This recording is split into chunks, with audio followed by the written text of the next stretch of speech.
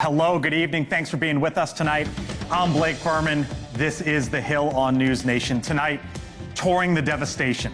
The governor in the state of Texas saying more than 160 people are still missing from those floods. What President Trump is saying tonight as he says he will soon be headed to the Lone Star State. Plus, a marathon meeting today before his cabinet. The president calling BS on Putin. But there was one topic that he couldn't believe was brought up. Are you still talking about Jeffrey Epstein? This guy's been talked about for years. You're asking, we have Texas, we have this, we have all of the things. And are people still talking about this guy, this creep? That is unbelievable. How the Attorney General then responded next to the questions about that very topic. Also tonight, a New York moment. What the president said when asked how New Yorkers should vote to try to stop socialism in that city. The very latest in Trump versus Mamdani, and a warning for China, why the administration is now targeting Chinese-owned farmland all across the country and what they plan to do about it. But first tonight, here from the Hill Country in Texas. 109 people now confirmed dead after the devastating flash floods. 161 still missing. The Texas Governor Greg Abbott touring some of the scenes moments ago as President Trump said he and the First Lady will travel to Texas on Friday. I think a lot of lives have been saved. That could have been as bad as it was, and you could have lost double or triple. This thing was just really horrible. We will not stop until every missing person is accounted for. Know this also. There very likely could be more added to that list.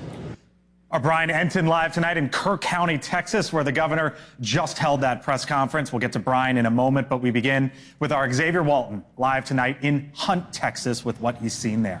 Xavier? Hey, Blake. Yeah, so the Governor Greg Abbott just wrapped up that press conference. It lasted about an hour long, and that was following his aerial tour of the devastation. That was the first time he'd actually been able to get above the ground and see just the level of destruction.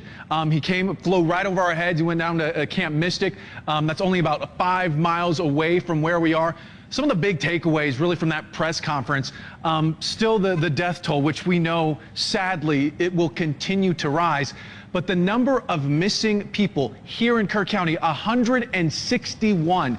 During that press conference, Blake, I looked around at everybody, and everybody was kind of shocked by that number as we are now 5 days into the search and rescue and recovery mission.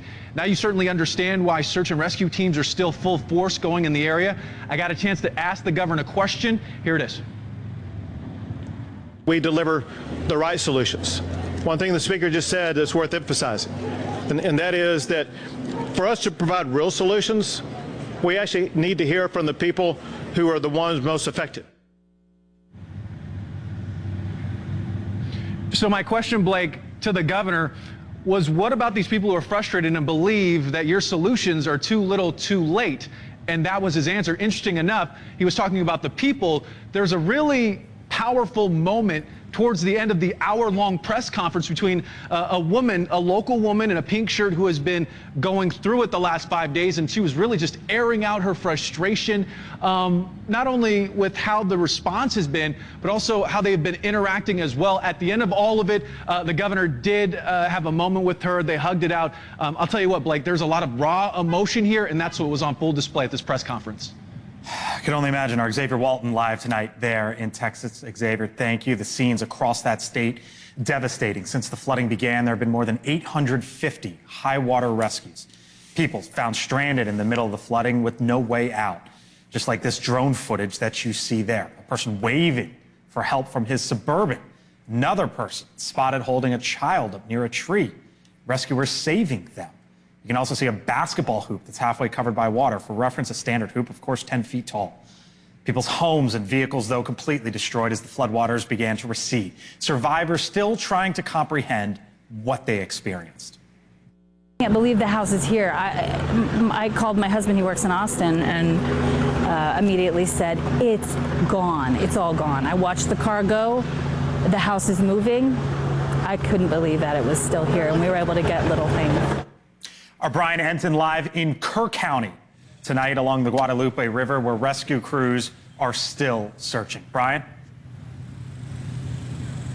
Yeah, they've been nonstop, Blake, and the fact that we now, Xavier hit on it, 161 people missing. We haven't heard that number before. They've been focused on the number of campers missing. It was 10 yesterday, 5 campers today. But to hear that 161 people overall just from this county are still unaccounted for. You can see this is a group of people who've been searching out here. They're taking a break. They've been working really hard. They just had divers in the water right over here because they got a hit on something. There was nothing in the end when they ended up searching this whole area. But if you look up the Guadalupe River right here, and there's now a helicopter going over me, you can see this is what it looks like up and down here. That's an RV that's up in the trees. There's so much debris. And there's human remains. That's what they're looking for at this point. And when you hear that there's 161 people missing, it explains why these search crews are trying to search every little square foot, because you never know where someone ended up. It could be 20, 30 miles downriver. We were talking to some of the search crews out here just a little while ago about how difficult it is, especially since so many of the missing are children. Take a listen. When you're searching for people, you could come across a deceased child, which is never easy for anybody. So that's why we've really tried to keep our volunteer base for this mission only special ops volunteers, what we call them. They're all combat veterans. Yeah. Very mentally tough. Most people can't handle that. I couldn't handle that. These guys can, I'm not saying they're okay with it. I'm just saying that they can see it, they can do the job and move on and be okay. You imagine how difficult it is, Blake, for these grown men who have, done these searches all over the country and world. But again, when it involves children, and now to know that there's 161 people missing, it's really just been grueling work. Blake? That number is unimaginable on so many levels, Brian, in what they're dealing with as you see it firsthand there in Texas tonight. Or Brian Enton in Kerr County. Brian, thank you. Well, as the governor provided updates on the search and recovery efforts, he faced questions about how this tragedy could have happened, and there was a moment in the basically hour-long press conference or so. The governor was asked point blank, who's to blame? Who's to blame? And this was part of his response. Let me explain one thing about Texas, and that is Texas, every square inch of our state cares about football. You could be in Hunt, Texas, Huntsville, Texas, Houston, Texas, any size community, they care about football. High school, Friday night lights, college football, or pro. And know this, every football team makes mistakes. The losing teams are the ones that try to point out who's to blame. The championship teams are the ones that say, don't worry about it, man, we got this. We're going to make sure that we go score again, then we're going to win this game. The way winners talk is not to point fingers. They talk about solutions. Joining me now is the Republican Congresswoman from the state of Texas, Beth Van Dyne. She represents part of the Dallas-Fort Worth area. Congresswoman, thanks for being with us tonight here on the Hill. That comment from the governor stood out to me, as I'm sure it stood out to you and many across Texas. Absolutely. If you've lived there, I worked there for a year straight out of college, my first ever TV job. And when the governor started talking, I immediately started listening, because everybody knows sort of the analogy that he laid out there, right? But I also listened to the press conference in which there were questions about what legislation is needed, what are the right solutions here? And I wonder, from your perspective tonight, how you feel about having that conversation now. When's the right time, and what are the answers? I think it's really easy when things happen that are out of people's control for people to start pointing the fingers and wanting to find blame, because you hate to think that things can happen like this that are caused over 100 deaths that just cannot be explained. But the fact is when you look at that river that had nearly 30 feet raised of water in less than 45 minutes, when you see the devastation that it's caused, I would ask anybody who's really starting to point fingers, get down there and look at it, see how quickly that evolved. And the fact is that it's, in some ways, a lot of us are culpable. When we hear alarms go off, when we hear those sirens go off, we don't pay attention. We've heard them often enough that you just are willing to take the risk and you really don't think anything about it. those alarms are around for a reason. You know, what happened to these girls, what happened to these kids, this entire community is horrible. I mean, it was a horrible act of Mother Nature. But the fact is that instead of, you know, blaming people, and I love the fact that that some on the left think that President Trump has this much power that he can now control the weather. But the fact is that we can always do better, and we learn. There's opportunities for us to learn from loss about how we can make it better in the future. And look, I was a mayor. You know, when I was a mayor, I was required to take, you know, emergency protocol training. Right. You need to know what happens when these sirens go off, who you call, where the chains of command are, where the chains of need are, and what you do. And you follow those protocols. And sometimes we get lax. Sometimes we don't always remember them. I think, you know, maybe looking at that and upgrading that, but, you know, to turn to the federal government and say, well, it's another bill we have to pass, as if that would have prevented this loss, is ridiculous. It's not helping. What's needed tonight in your state as you see it? Prayer, a lot of prayer and a lot of hope. And if you are, you know, if you are in a position to be able to send, you know, funds to some of these volunteer organizations that are doing so much, or just things that they need, you know, whether or not it's shampoo, flashlights, boots, blankets, those types of things. But really right now, we need everybody to come together and support the people who are the survivors, support the people who are right now trying to find more victims of this tragedy, you know, that are out there in the night. You just heard from your last reporter how horrific some of these scenes are that they're falling upon. Yeah. It takes a lot of guts to be able to do this, and you have got to have a lot of determination. So pray for those people, but also, you know, be uplifted by the fact that you've had so many heroes that have come out of this. You know, camp counselors, young kids in their own right. They were able to help a lot of these campers, these really young children, our first responders and all that they have done. We've got a lot of work to do in the next coming weeks, months. Okay. But as the governor said, we're Texas and we're going to do it. Congresswoman Beth Van Dyne is in the middle of the state there in the Dallas area with us tonight here on the Hill. Thanks for being with us. We'll talk soon. Thank you very much. You have a great week. Of course. All right. Still to come tonight here on the Hill. China, farmland, and national security. How the U.S. is putting one of its top adversaries on notice. Tonight, why the Trump administration is discussing the idea of clawing back land. Plus, no topic off limits. At the White House today, the one question, the president takes questions all the time, right? And you always get an answer for the most part. The one question that made him angry today. And out west, the Los Angeles mayor Karen Bass takes on Border Patrol. But why is Governor Gavin Newsom tonight in the Deep South? I thank you for being with us here on the Hill. I'm Blake Berman. Other side of the break is 4 minutes away. Stay with us.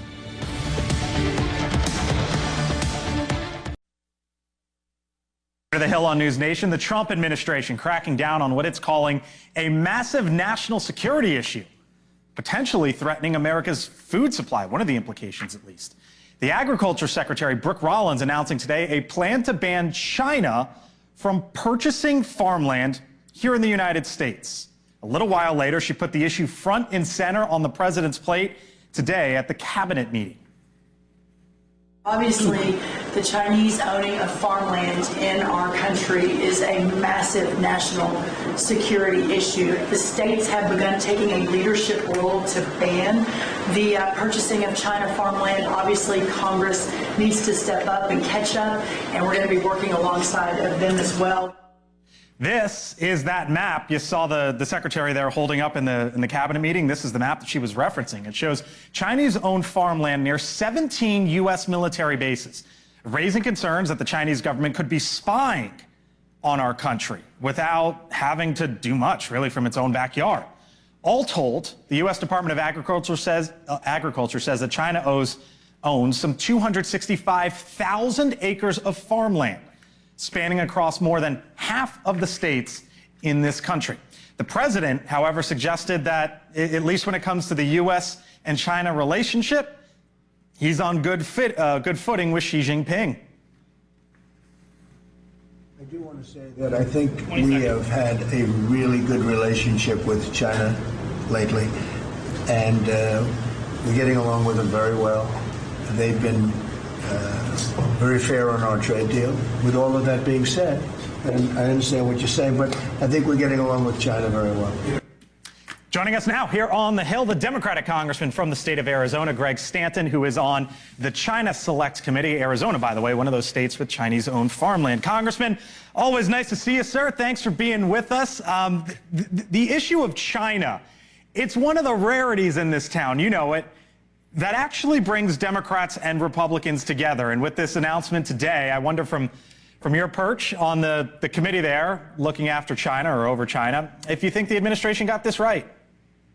Well, they just announced it today, so I'm going to be looking at the details of it, and hopefully it'll come before the China Select Committee, because the China Select Committee that I serve on is one of the most bipartisan committees in China. We need to make sure that the United States wins the economic competition with China. And we've been very strong on issues like export controls, making sure our leading industry advancements and scientific advancement don't end up inappropriately in Chinese hands. And we don't want Chinese nationals acting inappropriately near national security areas in the United States. And so we have a process, for example, CFIUS, which looks at foreign ownership of American businesses, whether it is against American interests. And I think if this comes before Congress, you'll see something like that. We don't want to engage in xenophobia. Every Chinese national is not suspect, and we shouldn't treat them as suspect.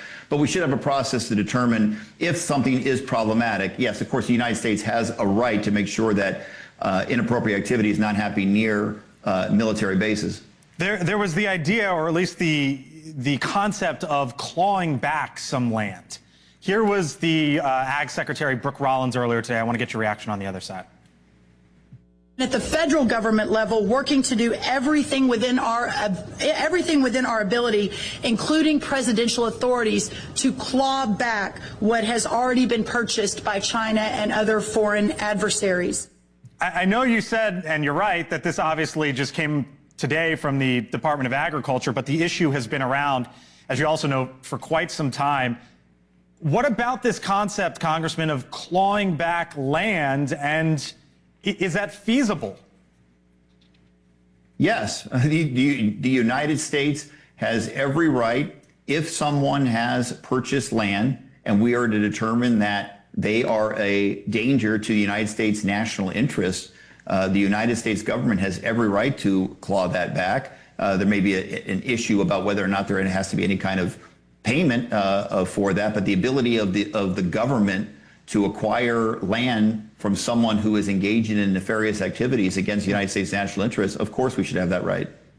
I saw a headline today, Congressman. It blew my mind. In the state of Michigan, Singapore owns 5% of Michigan's Upper Peninsula. Its wealth fund bet on timber. I know we focus a lot on China and farmland, and rightfully so, but we're starting to learn more of this. Do we need to be looking at other nations just beyond China here?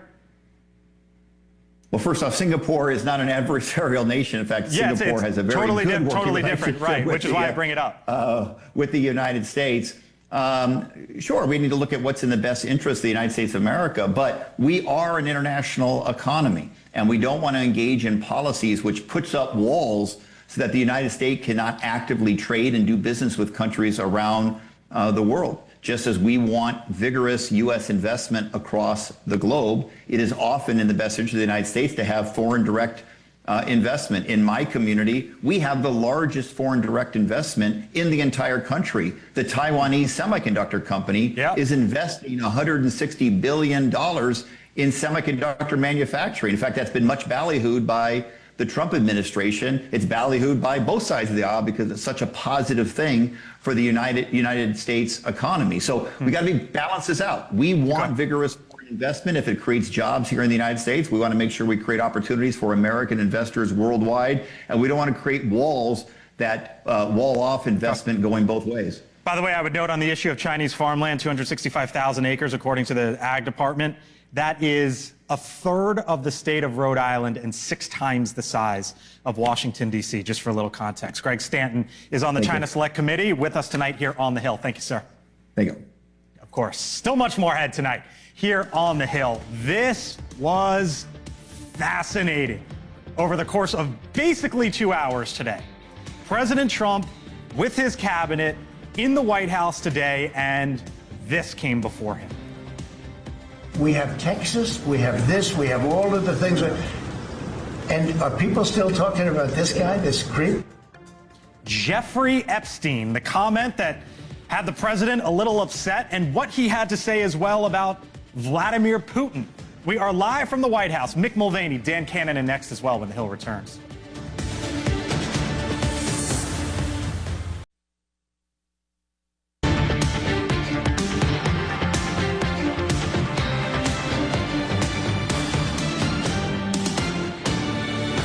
Are you still talking about Jeffrey Epstein? This guy's been talked about for years. You're asking, we have Texas, we have this, we have all of the things. And are people still talking about this guy, this creep? That is unbelievable. President Trump blasting a reporter for asking about Jeffrey Epstein after the Department of Justice and FBI concluded that he did not have a client list. That was just one moment from a roughly 100-minute or so cabinet meeting throughout the afternoon over at the White House, the president alongside his team, and some choice words as well for Vladimir Putin. Our Kelly Meyer live tonight over at the White House with the very latest. Kelly? Yeah, hey there, Blake. So President Trump stepped in when his attorney general was asked why there was a minute missing in that jailhouse footage released this week from the time of Jeffrey Epstein's death in 2019. As you saw there and played back, the president fired back at the reporter that asked about that, stepping in from the attorney general answering that question. It's all because really the White House has been on defense ever since they said and reached that conclusion that there was no client list, despite saying that it was on their desk and would be released months earlier. Here's more from what the attorney general had to say today. I was asked a question about the client list, and my response was, it's sitting on my desk to be reviewed, meaning the file along with the JFK, MLK files as well. That's what I meant by that. And the attorney general basically said that that missing minute was based on an outdated recording system that resets nightly. Democratic Congressman Jamie Raskin, he's calling on the DOJ to release any Epstein files that reference President Trump. And another notable moment, Blake, in this meeting today, President Trump's really sharpest criticism yet of Russian President Vladimir Putin as he grows more and more frustrated over the ongoing war in Ukraine. It wasn't long ago that President Trump booted Ukraine's president out of the White House and said he was holding up a deal. But now President Trump says that Putin is the one dragging this out. We get a lot of thrown at us by Putin, for you want to know the truth. He's very nice all the time, but it turns out to be meaningless. And tonight, former Russian President Dmitry Medvedev said that ignore President Trump's political seesaw. He says Russia won't respond, but instead continue pursuing their goals of what they call their special military operation, saying, quote, we'll take back our land, we'll work toward victory, he added. Blake. Kelly Meyer live tonight on the North Lawn. Kelly, thank you. Joining me now to share their notes, Mick Mulvaney, former Trump White House Chief of Staff, NewsNation contributor, and Dan Cannon, former Battleground States Director for the Biden and Harris campaigns. Hello to you all. Hello, Berman. Thanks for being here. Hello, hello. I asked you both separately. Yeah. This was like 100 minutes or so, give or take. Yep. And I was like, what stood out to both of you? And you don't know, but I know this. You basically gave me the same answer. Oh, come on now. How about that? Roll it real quick. This was the clip. We didn't move, no. It's always been August 1st, that's what we're paying. And a statement was put out today, and I put it out just to make it clear. It wasn't a change, it was August 1st. It was the President, Mick, being asked about moving the tariff deadline, and that comment right there. Why did that stand out to you? Because there's nothing to be gained by it and everything to be lost. Why he just doesn't tell the truth, which is, well, it was the 9th. But we're meeting with some folks. We've had some good conversations, but it's hard to do these things, so we know how we stand. Could have come out and said, well, these countries aren't doing anything, so we'll go on with them today. We'll do the other countries August 1st. People would have accepted that. That's probably a fair answer, and it's probably right. No one believes that August 1st was actually the deadline from the very beginning, and all it does is fuel sort of the conspiracy theorists on the left. The left is going to jump all over this. Again, I get that Trump likes to troll the left. I understand that. He's done it to tremendous political success. But he's not running for office anymore, so I don't understand why he just didn't say, we moved a date because it's hard to get these deals done. And that caught your attention because? Well, because I think I said he's spinning plates. I mean, he's got nothing here. And the idea of 90 deals in 90 days was never realistic. August 1 is not realistic. We were talking off stage that the markets basically did nothing today. It's like at this point, you don't trust anything he says on this stuff. And these trade deals, if you're trying to actually get a trade deal, it's complicated. You need a plan, you need a purpose. I noticed that Scott Bessent again talked about the revenue they're going to get. Is it about the revenue, or are we reshoring manufacturing? Are we protecting American workers? What is even the purpose of this enterprise? That's not clear. It's not clear where we are with the deals. He has not leveled with the American people or Congress on this, and he's stuck. Both of you are down, let's say, on that comment, right? Yeah. Fair to say. What if I were to push back and say, you know what? He has, struck a couple frameworks with the UK and Vietnam and the US and China, and the markets have kind of shrugged this off. Actually, in fact, the S&P 500 is higher than Liberation Day and all that. I would suspect that that's some of what the White House would say, and give him time, let him do his thing. I'm not arguing that. I'm just saying that's the other side of it. That's not, all of that is yes. My point is, Mr. President, this is what, why did you say August 1st was always the date? It hasn't been always the date. There's no reason to make stuff up. Yep. Now the left is going to say you're trying to pervert the truth. Is this going to be the new litmus test? In order to be a good Republican, are you going to have to be able to say, well, August 1st was always the plan? It's a meaningless sort of distraction from the substance. And he can do well on the substance. Yep. And here we are talking about something that was completely self-inflicted. The other thing that caught my attention, and Kelly reported on it, quote, "We get a lot of bleep thrown at us by Putin. If you want to know the truth, he's very nice all the time, but it turns out to be meaningless." A lot of psychopaths are. Nice all the time. I mean, I don't know why I'm surprised by that. Look, I think the reason why I bring it up is because the last time that Trump swore publicly, it was after the Iran-Israel ceasefire. Yeah. And the reason why we talked about that, I'll get to you in a second, was because it's not, he doesn't do that publicly a lot, but now this is kind of a trend, Nick. No, listen, we've talked about it on the show more than once. I think he's finally figured out that Putin is a bigger hurdle to peace here than Zelensky, and he doesn't know what to do with that. Whether it's the trade deals or whether it was the Iranian situation or Gaza and Hamas and Israel and now Putin and Ukraine, he came in with a lot of bluster in terms of what he could accomplish this quickly. And I do think that this is a man with outsized confidence in his own abilities to simply effectuate a deal by fiat. It's not that easy in the real world, and Netanyahu's proving to be a challenge. Putin's proving to be a challenge. This is all very predictable from my perspective, but he's running into the realities of these dictators who do not want to work with him. If you could sit down, I know you don't want to advise Donald Trump, nor would you ever, but if you could sit down and talk to him and say, Mr. President, here's my advice going forward, what would you tell him? Well, I don't want to advise him necessarily, but I will say I'm rooting for him in certain respects. I think on Ukraine and on Russia, actually getting back to the table in a way that puts weapons and support behind the Ukrainians so we could actually give them leverage to bring this to a conclusion is what we should be doing. On Gaza and the Hamas-Israeli situation, I do think he's got some leverage that he could use, which would be great if he did. My advice would be simpler. Don't overpromise and underdeliver. It's the cardinal sin in politics. Granted, he's not running for office again, but a lot of people that are important to him are. A lot of people that could prevent him from getting impeached in the second term are running for re-election. And if the Republicans generally start overpromising and underdelivering, that's the kiss of death. Let me leave you with this. Donald Trump answers everything under the sun, Mick, except if you were to ask him what's his cell phone number, he probably wouldn't answer that publicly, right? Yeah. And the reporter asked today about Jeffrey Epstein, and we've played that soundbite a couple times now. The right is not happy.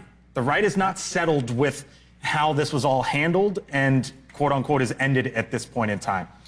What comes next here from your side of the aisle, with that being the answer from the president? The answer about the August 1 deadline is the one that sort of stuck with me, but this is the one that I just don't get. Because why doesn't he just let Pam Bondi answer the question? He did. But why insert and say, look, I can't believe you, why are you doing this? This is crazy. Why are you still talking about Epstein? Because he's talked about Epstein for the last 4 years. Everybody has, especially on the far right. His son has talked about it. I don't know how you just expect this topic to go away in 24 hours. And now, Blake, there's a cottage industry, we're talking about this offset, of people online who have made channels and a career and monetary interest in keeping this story alive and the conspiracy theories. they're not stopping. If you go look at right-wing Twitter, MAGA Twitter, that was all over this, they're wondering themselves, why is he doing I did notice this on Raskin's thing. Raskin came out, Democrat congressman, says, we want to release all the files pertaining to Donald Trump. Right. I'd love to see all the files, right? But it's interesting that a Democrat congressman just wants to see the stuff about the Republican. All right, we'll leave it there. See you two on the other side of the break. We'll Thank stick you around. both. Yep, coming up, President Trump ignites some debate after suggesting a federal takeover, potentially, if involving a big story out of New York.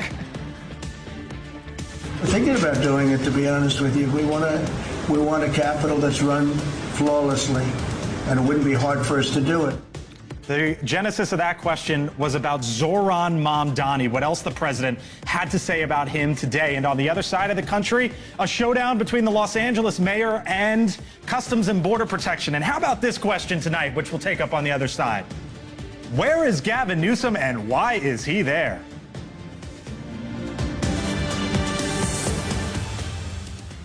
The severe flooding in Texas has devastated communities, and your help can make a difference. To volunteer or donate, scan the QR code on your screen or visit newsnationnow.com/help. On News Nation, the two biggest cities in the United States separated by the entire country, each with big stories going on with their local governments. And President Trump would use a large portion of his 100-minute or so cabinet meeting to weigh in. The president specifically saying who New Yorkers, or when he was asked about this, who they should vote for in the city's upcoming mayoral race. He wasn't shy, though, about who they should not vote for. And you shouldn't vote for him. He's a disaster. But, you know, it's... I'm not getting involved. That, of course, about Zohran Mamdani and what Republicans should do. Line good for a laugh there, but of course we all know the president better than that, as he would specifically address what his involvement could be in the city of New York. If a communist gets elected to run New York, it can never be the same, but we have tremendous power at the White House to run places when we have to. But New York City will run properly. We're going to bring New York back. I love New York. You know, I loved New York for a long time. Then we had a bunch of crooked people in there. We're going to do something for New York. I can't tell you what yet, but we're going to make New York great again also. President there hinting at possibly taking over cities like New York if he doesn't like the result there of the mayoral race in the Big Apple. Meanwhile, out west, the LA Mayor Karen Bass about to hold a press conference after a showdown with Border Protection, in which the mayor confronted heavily armed agents in a Los Angeles park. All of this going on in that area, and you know where the California governor Gavin Newsom is right now?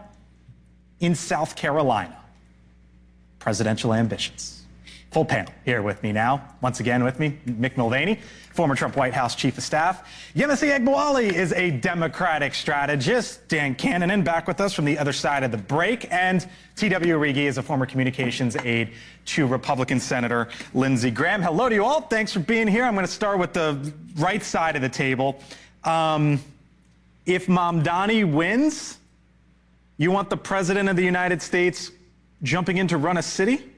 Well, I'm not sure he has as much latitude in New York as he would in a city like D.C. that's under federal sort of watch. But look, Mamdani is walking a perilous path here. First of all, I'm not so certain he will win if Cuomo drops out, if they can consolidate around Adams. I think Adams has a fighting chance.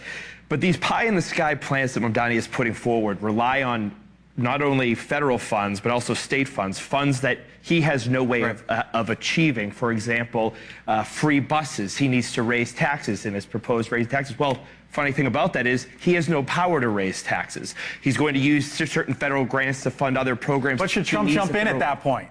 Well, I think, yeah, well, we've seen him dangle federal funding in front of other people all the time and threatening to cut funding to schools. So, yes, he's going to play games with him, but I think the people of New York are too smart to let him in the office. You were shaking your head during that soundbite. That's because the White House doesn't have any authority over the city of New York. They don't even have any authority over the city of Washington. Even if they passed a bill to rescind home rule in Washington, D.C., I'm pretty sure control devolves to Congress, not to the White House.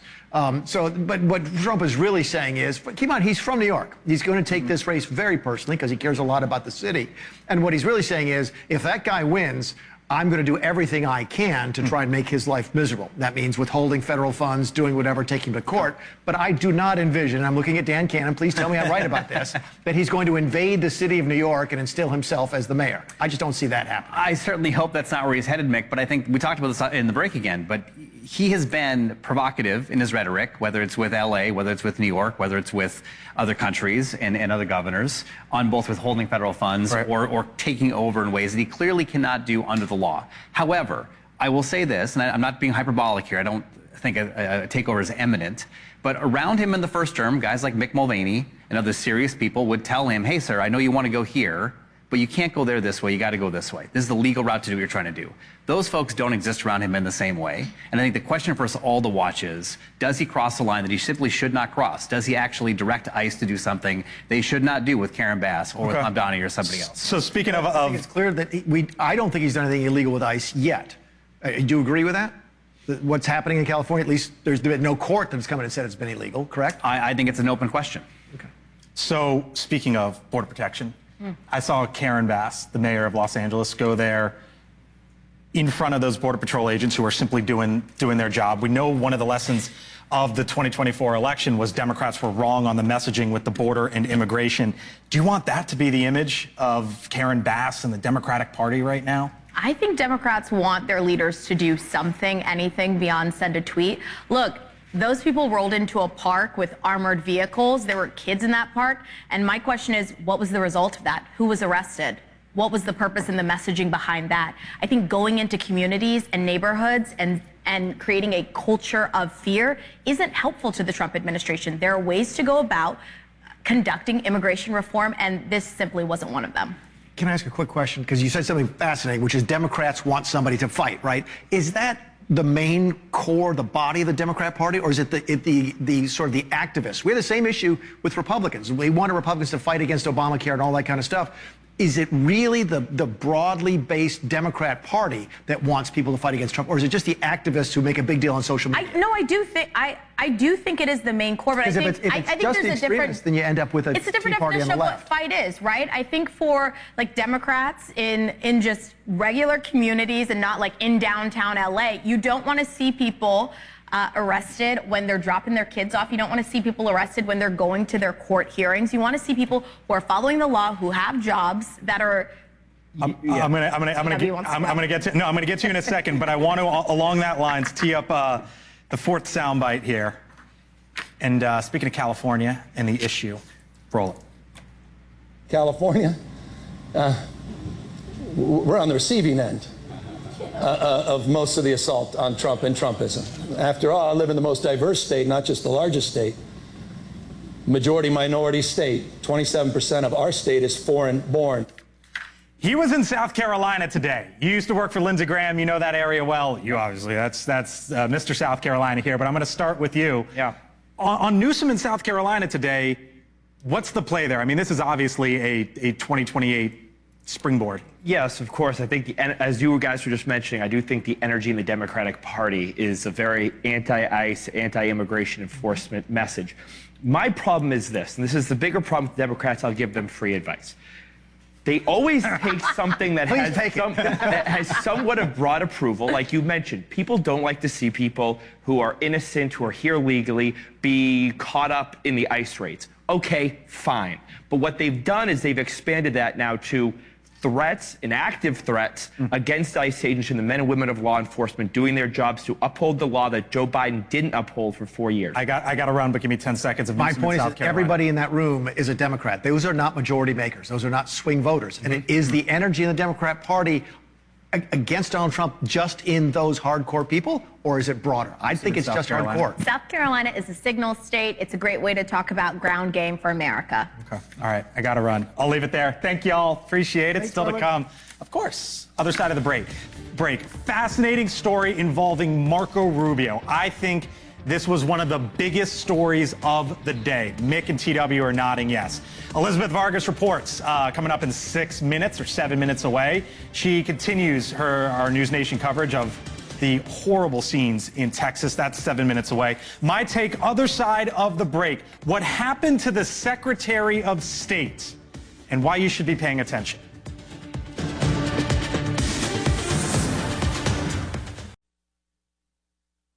What's trending right now on thehill.com. This was the big story here in this town today. The president bashes Putin BS, corrupt media, as he put it, in cabinet meeting. It was basically almost a 2-hour-long cabinet meeting today. In it, Pam Bondi was asked about the missing minute in the Jeffrey Epstein video. Lots of conversation about that. And then would you look at what's happening over in Paris, of all things, the main river there is closed for the first time in more than a century. That is what they are dealing with, some of what is trending on The Hill. To check out those stories and more, all you have to do is scan the QR code on your screen or visit thehill.com. All right, time for my take now, and there isn't a day that goes by at this point where I don't use artificial intelligence, yet alone think about the impacts. And it's pretty clear now that goes for the government as well. President Trump even talked about AI in the cabinet meeting today. It's why I bring up Marco Rubio, the Secretary of State and the State Department, waking up to this story today from the Washington Post. A Marco Rubio imposter is using AI voice to call high-level officials. The paper reports the imposter, who was unknown, contacted foreign ministers, a sitting governor, and a member of Congress. Now, here's the thing. This is not suddenly new. Reports earlier this year suggested that the feds were even investigating a potential AI-generated voice that was used to mimic the White House chief of staff. So, is a lesson here that a voice and that voice and text can be cloned, and a defense is a strong layered approach of authentication protocols, security identity practices, and vigilance? Maybe. At least that's what ChatGPT said when I asked for its take. I thank you so much for watching us tonight here on The Hill. I'm Blake Berman. We'll be back tomorrow, 6 o'clock Eastern.